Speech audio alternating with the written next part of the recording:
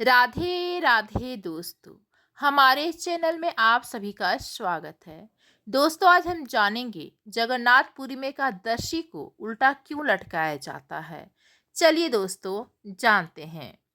दोस्तों, जगन्नाथपुरी की परंपरा में एकादशी को उल्टा क्यों लटकाया जाता है, इसका रहस्य जानकर आप भी आश्चर्य में पड़ जाएंगे।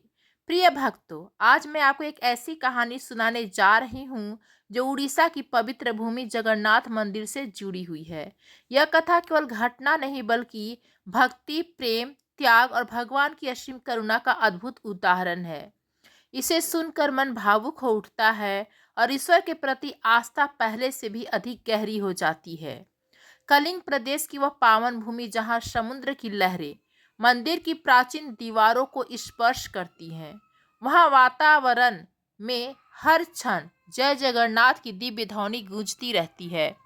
उसी पवित्र स्थान पर भगवान जगन्नाथ, उनके बड़े भाई बलभद्र और बहन सुभद्रा की दिव्य त्रिमूर्ति युगों से विराजमान है। कहा जाता है कि द्वापर युग के समय भगवान श्री कृष्ण की लीला से जुड़ा यह धाम आज भी उतना ही पवित्र और चमत्कारी है जितना उस समय था। यहाँ आने वाले प्रत्येक भक्त यह अनुभव करते हैं कि मानो स्वयं भगवान अपने भक्तों के बीच उपस्थित हो। यही वह पावन भूमि है जहाँ से एक अद्भुत कथा प्रारंभ होती है।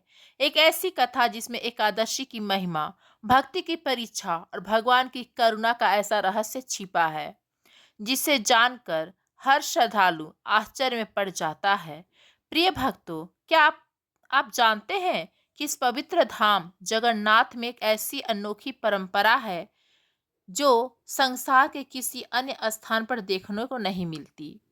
जब पूरे भारत में लोग श्रद्धा और भक्ति के साथ एकादशी का व्रत रखते हैं, घर घर में एकादशी माता की पूजा की जाती है, उसी समय जगन्नाथपुरी में एक बिल्कुल अलग ही परंपरा निभाई जाती है, जहां एकादशी को प्रतीक रूप से उल्टा लटका दिया जाता है। जी हाँ दोस्तों, यह सुनकर आश्चर्य अवश्य होता है, लेकिन यह परंपरा सदियों से चली आ रही है। अब प्रश्न यह उठता है कि ऐसा क्यों किया जाता है। क्या एकादशी ने कोई अपराध किया था? क्या उन्हें किसी श्राप का परिणाम भुगतना पड़ा, या फिर इसके पीछे भगवान की कोई गहरी और रहस्यमय लीला छिपी हुई है? इस रहस्य को समझने के लिए हमें समय की धारा में बहुत पीछे जाना होगा। यह कथा उस युग की है जब धरती पर धर्म का प्रभाव अत्यंत प्रबल था और भक्ति ही जीवन का आधार माना जाता था। उस समय इस भूमि पर एक महान और धर्मपरायण राजा का शासन था, जिनका नाम था महाराज इंद्रधूम्न। वे भगवान विष्णु के परम भक्त थे। उनका जीवन पूरी तरह से भगवान की भक्ति और सेवा को समर्पित था। महाराजा इंद्रधूम्न के मन में एक ही संकल्प था। वे चाहते थे कि भगवान विष्णु स्वयं उनकी धरती पर प्रकट हो और सदा के लिए वहां निवास करे, ताकि उनके राज्य के लोग प्रत्यक्ष रूप से भगवान के दर्शन कर सके। दिन रात उनके मन में यही विचार चलता रहता था। राजकाज के बीच में भी उनका मन सांसारिक विषयों में नहीं बल्कि भगवान के ध्यान में डूबा रहता था। एक दिन उनके जीवन में एक महत्वपूर्ण घटना घटी। उनके दरबार में एक संत पधारे। वे कोई साधारण साधु नहीं थे बल्कि महान देवर्षि नारद मुनि के शिष्य थे। उस तपस्वी ने राजा को एक अद्भुत रहस्य बताया। उन्होंने कहा कि समुद्र के तट के पास नीलांचल पर्वत पर एक गुफा स्थित है, जहाँ भगवान विष्णु स्वयं नील माधव के रूप में विराजमान है। यह सुनते ही महाराज इंद्रधूम्न का हृदय आनंद और उत्साह से भर उठा, क्योंकि उन्हें लगा कि शायद उनका जीवन भर का संकल्प अब पूरा होने वाला है। संत ने आगे बताया कि उस गुफा में विराजमान भगवान नील माधव की मूर्ति अत्यंत अद्भुत है। उसका रंग गहरा नीला है और उसमें ऐसी दिव्य शक्ति समाई हुई है जिसे शब्दों में व्यक्त करना कठिन है। यह बात सुनते ही महाराज इंद्रधूम्न का हृदय आनंद से भर उठा। उन्हें लगा जैसे उनकी वर्षों की अभिलाषा पूरी होने वाली है। उत्साह में भरकर वे तुरंत अपने मंत्रियों की ओर मुड़े और बोले, चलो अभी उसी पवित्र स्थान की ओर चलते हैं। मैं स्वयं भगवान के दर्शन करना चाहता हूँ। लेकिन उस तपस्वी साधु ने उन्हें शांत स्वर में रोक दिया। उन्होंने कहा, महाराज, इतनी जल्दी नहीं। उस दिव्य मूर्ति के दर्शन हर किसी को सहजता से प्राप्त नहीं होते। भगवान केवल उसी को दर्शन देते हैं जिसका हृदय पूरी तरह निर्मल हो, जिसकी भक्ति में तनिक भी छल या कपट ना हो। यह सुनकर राजा कुछ क्षण के लिए मौन हो गए। फिर विनम्रता से बोले, यदि ऐसा है तो बताइए मैं क्या करूं कि मुझे भी प्रभु के दर्शन प्राप्त हो।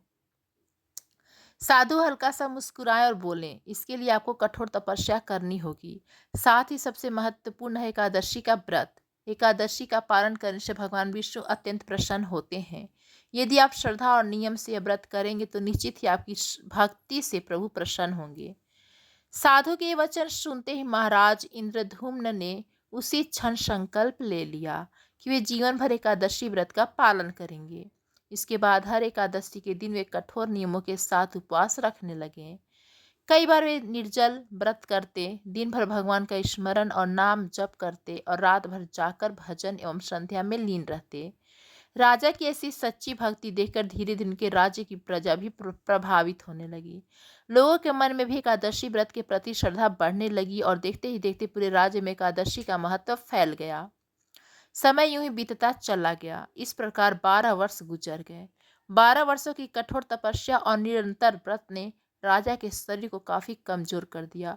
उनके चेहरे पर दिव्य तेज तो था, लेकिन शरीर की शक्ति धीरे धीरे क्षीण होने लगी।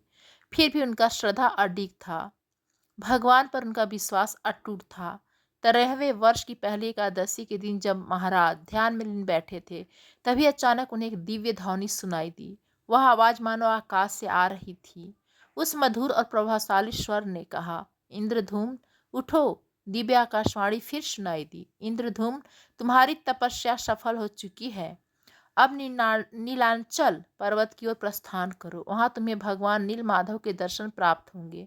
यह वाणी सुनते ही महाराज इंद्रधूम्न की आंखें खुल गईं। उनके नेत्रों से आनंद और भावुकता के आंसू बहने लगे। 12 वर्षों की कठिन तपस्या प्रतीक्षा का फल मिलने का समय आ चुका था। वे तुरंत उठे और अपने कुछ विश्वसनीय सेवकों के साथ नीलांचल पर्वत की ओर चल पड़े। समुद्र के तट से घिरे घने जंगलों के बीच होकर वे ऊंचे पर्वत पर चढ़ते हुए आगे बढ़ते गए। अनंतः वे उस गुफा तक पहुंच गए जिसके बारे में संत ने बताया था। गुफा के भीतर गहरा अंधकार था, लेकिन उसी अंधकार के बीच एक दिव्य प्रकाश चमक रहा था। ऐसा प्रतीत हो रहा था मानो उस ज्योति से पूरी गुफा अलौकिक हो रही हो। जब महाराज ने ध्यान से देखा तो उस दिव्य प्रकाश के मध्य भगवान विष्णु का अद्भुत स्वरूप नील माधव के रूप में विराजमान था। भगवान के दर्शन होते ही महाराज भाव विभोर हो गए। वे तुरंत उनके चरणों में गिर पड़े। उनकी आंखों से आंसू की धारा बहने लगी और वे भावुक होकर रोने लगे। 12 वर्षों से संचित भक्ति और भाव उस क्षण फूट पड़े। कंपित स्वर में उन्होंने कहा, हे प्रभु, आज मेरा जीवन धन्य हो गया। आपकी कृपा से मेरी तपस्या सफल हो गई। अब मुझे संसार में किसी और वस्तु की आवश्यकता नहीं है। तभी भगवान की दिव्य वाणी सुनाई दी, वत्स, अभी तुम्हारा कार्य पूर्ण नहीं हुआ है। राजा ने आश्चर्य से ऊपर देखा। भगवान बोले, तुम्हें मेरे लिए एक भव्य मंदिर का निर्माण करवाना होगा, जहां मैं सदा के लिए अपने भक्तों के बीच विराजमान रहूंगा। लेकिन उस मंदिर में मेरी यही मूर्ति स्थापित नहीं होगी। मैं एक नए और अद्भुत स्वरूप में प्रकट होऊंगा, ऐसे स्वरूप में जैसा संसार ने पहले कभी नहीं देखा। महाराज ने विनम्रता से पूछा, प्रभु, वह स्वरूप कैसा होगा? भगवान ने उत्तर दिया, धैर्य रखो, उचित समय आने पर सब कुछ स्वयं स्पष्ट हो जाएगा। अभी तुम मंदिर का निर्माण प्रारंभ करो। जब वह मंदिर पूर्ण हो जाएगा तब मैं स्वयं अपने नए रूप में वहां प्रकट होऊंगा। भगवान की आज्ञा सुनने के बाद महाराज इंद्रधूम्न अपने राज्य लौट आए। उनके मन में अपार उत्साह था, लेकिन साथ ही एक गहरी जिज्ञासा भी थी, आखिर भगवान किस नए रूप में प्रकट होंगे। कुछ समय तक वे इसी विचार में डूबे रहे। फिर उन्होंने मन ही मन सोचा कि यह सब भगवान विष्णु की लीला है। उचित समय आने पर सब कुछ स्वयं स्पष्ट हो जाएगा। इसके बाद महाराज के बिना विलंब किए मंदिर निर्माण का कार्य आरंभ करवा दिया। दूर दूर के राज्यों और देशों से कुशल कारीगर और श्रेष्ठ शिल्पकारों को बुलाया गया। मंदिर के निर्माण में किसी प्रकार की कमी ना रहे, इसके लिए सोना, चांदी, बहुमूल्य रत्नों का भी उपयोग किया गया। राजा की इच्छा थी कि यह मंदिर इतना भव्य बने कि स्वर्ग के देवता भी उसे देखकर आश्चर्यचकित हो जाएं। धीरे धीरे समय बीतता गया। कई महीनों की मेहनत के बाद मंदिर की दीवारें खड़ी हो गईं। विशाल गुंबद भी बनकर तैयार हो गए। अब केवल भगवान की मूर्तियों की स्थापना शेष रह गई थी। इसी बीच एक दिन समुद्र के तट पर भयंकर तूफान आया। लहरें प्रचंड वेग से उठने लगी और चारों ओर भय का वातावरण फैल गया। लोग चिंतित हो उठे, लेकिन जब तूफान शांत हुआ तो समुद्र तट पर एक अद्भुत घटना दिखाई दी। वहां एक विशाल नीम का वृक्ष आकर गिरा हुआ था। वह कोई साधारण वृक्ष नहीं था। उसके तने से एक अनोखी सुगंध फैल रही थी और उसमें से मानो दिव्य तेज प्रकट हो रहा था। जब यह समाचार महाराज इंद्रधुम्न तक पहुंचा तो वे तुरंत वहां पहुंचे। उस वृक्ष को देखते ही उन्हें आभास हो गया कि यह अवश्य ही भगवान का कोई संकेत है। महाराज ने तुरंत पूरे राज्य में घोषणा करवाई कि जो भी कुशल कारीगर इस दिव्य वृक्ष से भगवान की मूर्तियां बना सके वह आगे आए। लेकिन आश्चर्य की बात यह थी कि कोई भी उस उस वृक्ष पर काम नहीं कर पा रहा था।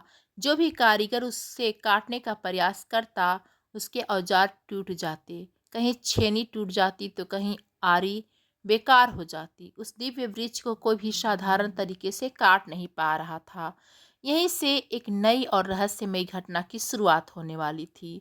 दिव्य वृक्ष में से मूर्ति न बन पाने की बात सुनकर महाराज इंद्रधुम्न अत्यंत चिंतित हो उठे। उन्होंने इतना भव्य मंदिर बनाया था, लेकिन अब सबसे महत्वपूर्ण कार्य भगवान की मूर्ति निर्माण अधूरा रह गया था। वे प्रतिदिन उस पवित्र वृक्ष के पास आते, हाथ जोड़कर भगवान विष्णु से प्रार्थना करते कि वे स्वयं कोई मार्ग दिखाएं। इसी बीच एक दिन वहां एक वृद्ध बढ़ई आया। उसके साथ उसका एक छोटा सा पोता भी था। उस वृद्ध के चेहरे पर गहरी शांति और आत्मविश्वास दिखाई देता था। उसे महाराज से कहा, महाराज, यदि आप अनुमति दे तो मैं इस दिव्य वृक्ष से भगवान की मूर्तियां बना सकता हूँ। यह सुनकर राजा के मन में आशा की किरणें जगी। उन्होंने तुरंत पूछा, यदि तुम यह कार्य कर सकते हो तो अवश्य करो। तुम्हें जो भी आवश्यकता होगी वह सब उपलब्ध कराया जाएगा। वृद्ध बढ़ई ने शांत स्वर में कहा, महाराज, मैं यह कार्य करूंगा, लेकिन मेरी एक शर्त है। मुझे 21 दिनों तक एक बंद कक्ष में रहकर मूर्तियां बनानी होंगी। उस समय के दौरान कोई भी, यहाँ तक कि आप भी, उस कक्ष का द्वार नहीं खोलेंगे। जब 21 दिन पूरे हो जाएंगे तब मैं स्वयं बाहर आकर मूर्तियां सौंप दूंगा। राजा को यह शर्त कुछ अजीब अवश्य लगी, लेकिन उनके पास कोई दूसरा उपाय भी नहीं था, इसलिए उन्होंने सहमति दे दी। उसके बाद उस वृद्ध बढ़ई और उसके पोते ने उस दिव्य नीम का वृक्ष को एक बड़े कक्ष में रखवाया और भीतर से दरवाजा बंद कर लिया। अब पूरे राज्य में प्रतीक्षा का समय शुरू हो गया। पहला दिन बीता, फिर दूसरा दिन भी बीत गया। कक्ष के भीतर से हथौड़ी और छेनी की हल्की आवाजें सुनाई देती थी, जिससे यह संकेत मिलता था कि मूर्तियों का निर्माण कार्य चल रहा है। महाराज प्रतिदिन वहां आते, बंद द्वार के सामने खड़े होकर भगवान का नाम स्मरण करते और धैर्यपूर्वक प्रतीक्षा करते। जब 10वां दिन आया तब भी कक्ष के भीतर से काम करने की आवाजें आ रही थी। इससे राजा को विश्वास था कि सब कुछ ठीक चल रहा है। लेकिन आगे जो होने वाला था उसने इस कथा को और भी रहस्यमयी बना दिया। 11वां दिन आया। उस दिन पवित्र एकादशी थी। महाराज ने नियम पूर्वक व्रत रखा। पूरे राज्य में भक्ति और उत्सव का वातावरण था। लोग भगवान विष्णु का नाम जप कर रहे थे। मंदिरों में पूजा हो रही थी और श्रद्धा का माहौल था, लेकिन माहौल के भीतर महारानी का मन अशांत था।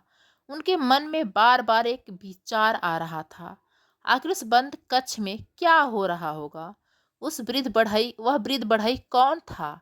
वह अचानक कहाँ से आया था? क्या सचमुच वह भगवान की मूर्तियां बना रहा है, या कहीं कोई रहस्य तो नहीं छिपा है? समय बीतता गया और उनकी चिंता बढ़ती गई। दोपहर हो गई। राज्य में लोग व्रत और पूजा में व्यस्त थे, लेकिन महारानी का मन किसी भी कार्य में नहीं लग रहा था। अनंतः उन्होंने सोचा, क्यों न एक बार जाकर देख लूं कि भीतर सब ठीक है या नहीं। यह सोचकर वे चुपचाप उस कक्ष के पास पहुंची। दरवाजे में एक छोटी सी दरार थी। उन्होंने सावधानी से उस दरार से भीतर झांकने की कोशिश की, लेकिन जो दृश्य उन्होंने देखा उसे देखकर वे घबरा गई। कक्ष के भीतर ना तो वह वृद्ध बढ़ई दिखाई दे रहा था और ना ही इसका पोता। वहां केवल 3 मूर्तियां पड़ी थी और वे भी अधूरी। उन मूर्तियों का केवल धड़ और मुख बना हुआ था, लेकिन उनके हाथ पैर नहीं थे। यह देखकर महारानी घबराकर तुरंत वापस लौटी। और महाराज को बुलाया। जब महाराज वहां पहुंचे तो महारानी ने घबराए हुए स्वर में कहा, महाराज, वो बढ़ई तो कहीं दिखाई नहीं दे रहा, भीतर केवल अधूरी मूर्तियां पड़ी हैं। यह सुनते ही महाराज का हृदय धक से रह गया। उन्होंने गंभीर स्वर में कहा, क्या तुमने कक्ष के भीतर झांक लिया? महारानी मौन रह गई।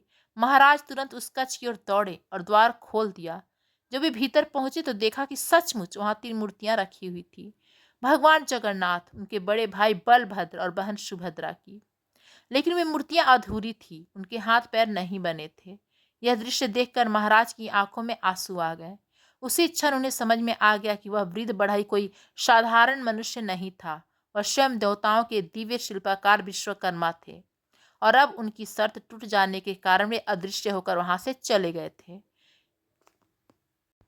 यहाँ से इस कथा का वह रहस्य शुरू होता है जिसने आगे चलकर जगन्नाथ मंदिर की अनोखी परंपराओं को जन्म दिया।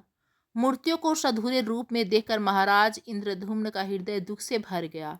वे गहरी वेदना के साथ महारानी की ओर देखकर बोले, देखो, तुम्हारी जिज्ञासा ने क्या कर दिया। यदि तुमने धैर्य रखा होता तो आज भगवान की मूर्तियां पूर्ण रूप से तैयार होती।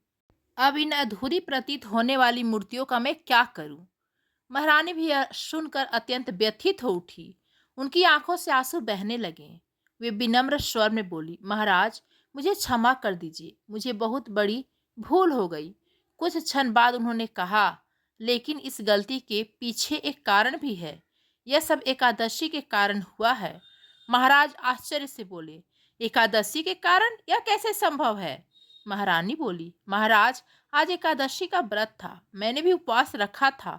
भूख और कमजोरी के कारण मेरा मन विचलित हो गया था और मैं सही निर्णय नहीं ले सकी। उसी भ्रम में मैंने दरवाजे के भीतर झांक लिया, इसलिए यह सब हुआ। यह सुनते ही महाराज को क्रोध आ गया। उन्होंने दृढ़ स्वर में कहा, तुम कैसी बातें कर रही हो? एकादशी को दोष देना अनुचित है। उसी एकादशी की कृपा से मुझे भगवान विष्णु के दर्शन प्राप्त हुए थे और तुम उसी पवित्र व्रत को दोष दे रही हो। लेकिन महारानी अपनी बात पर अड़ी रही। वे बोली, महाराज, मैं केवल सत्य कह रही हूँ। उपवास के कारण ही मेरी बुद्धि भ्रमित हो गई थी। धीरे धीरे यह विवाद राजमहल से निकलकर पूरे दरबार तक पहुंच गया। मंत्रियों और दरबारियों के बीच भी चर्चा होने लगी। कुछ लोग महाराज की बात का समर्थन कर रहे थे तो कुछ लोग महारानी की बात को सही मान रहे थे।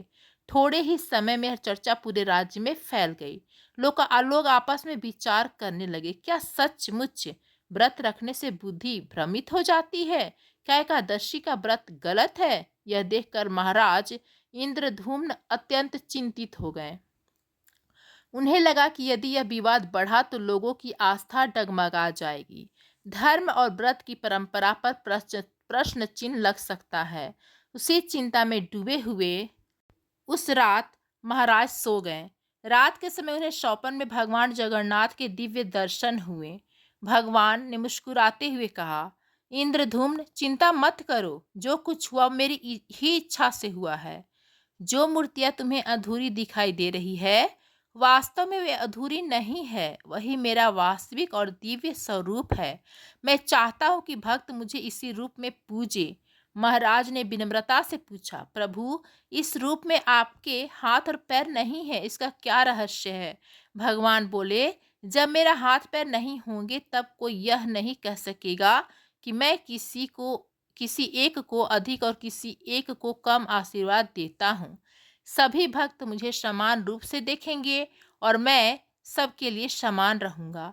महाराज ने फिर कहा, प्रभु, लेकिन राज्य में लोग एकादशी को दोष देने लगे हैं, इससे लोगों की श्रद्धा कम हो सकती है। भगवान मुस्कुराए और बोले, इसका समाधान भी है। तुम एक कार्य करो, एक विशाल यज्ञ का आयोजन करो और उसमें एकादशी माता का आवाहन करो।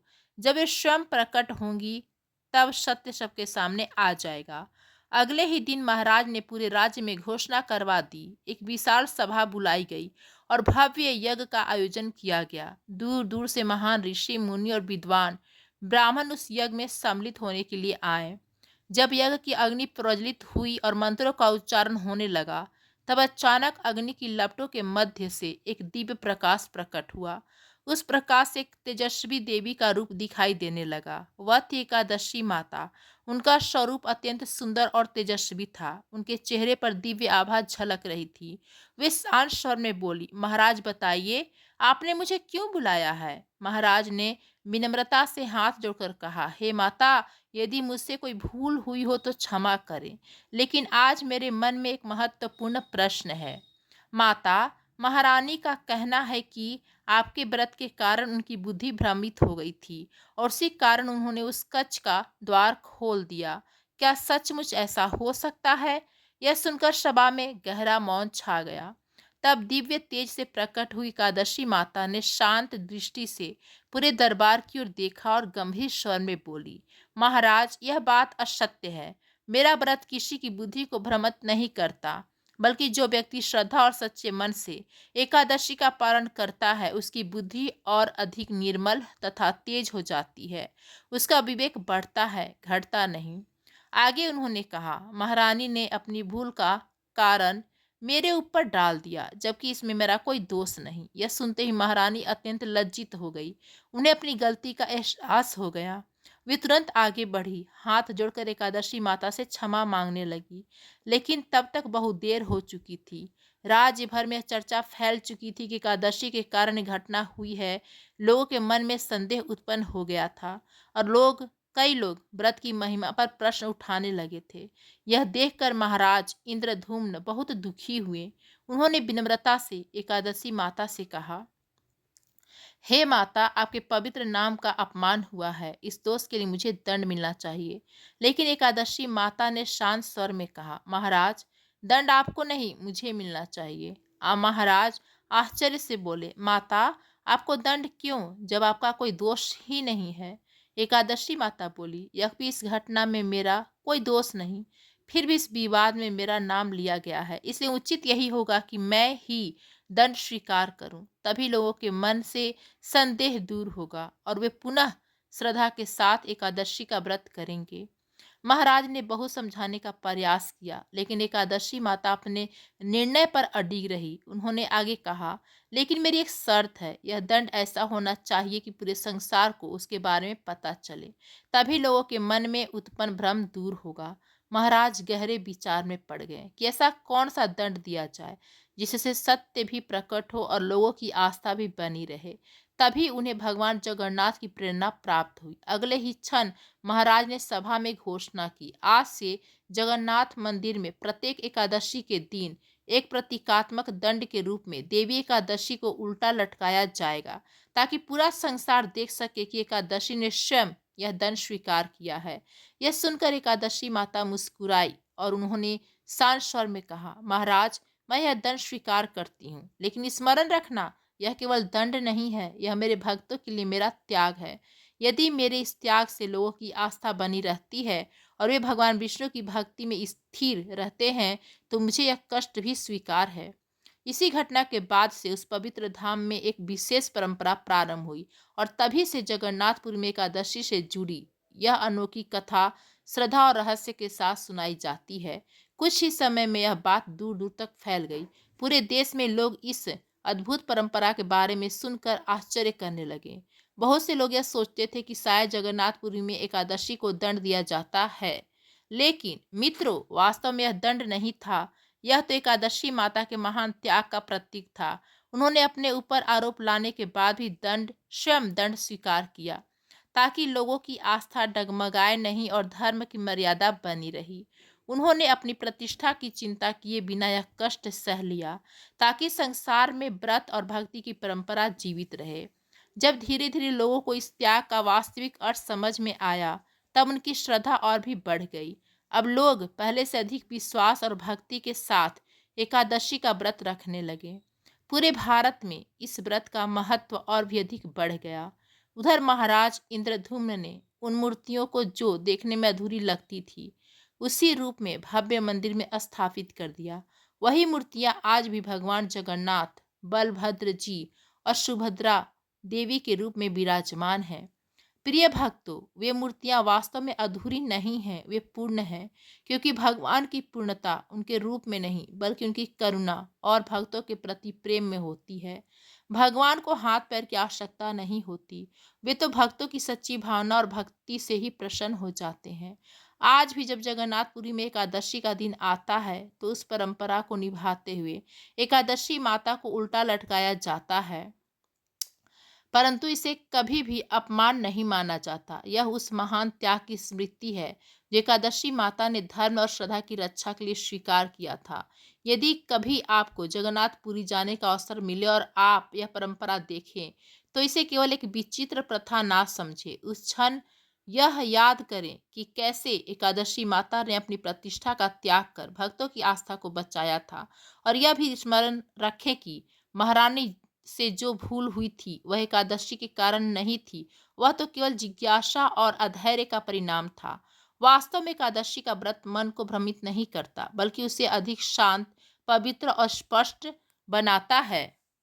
इसलिए जब भी आप एकादशी का व्रत करें तो केवल भोजन का त्याग न समझे। यह व्रत हमारे भीतर के विकारों, अहंकार और अशुद्ध विचारों को त्याग करके आध्यात्मिक अवसर प्रदान करता है। दोस्तों, यह कथा आप सभी को कैसी लगी? यदि पसंद आया तो प्लीज़ दोस्तों हमारे चैनल को like, comment, share and subscribe जरूर करें। धन्यवाद फ्रेंड्स।